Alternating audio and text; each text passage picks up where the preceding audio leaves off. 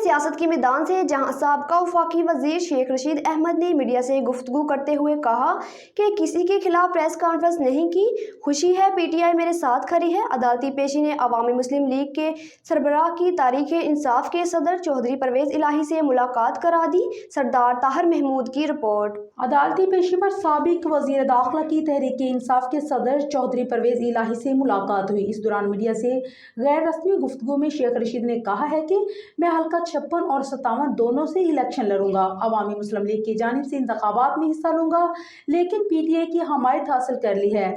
मैंने किसी के खिलाफ प्रेस कॉन्फ्रेंस नहीं की। मुझे खुशी है कि पीटीआई मेरे साथ 56 और 57 में खड़ी है।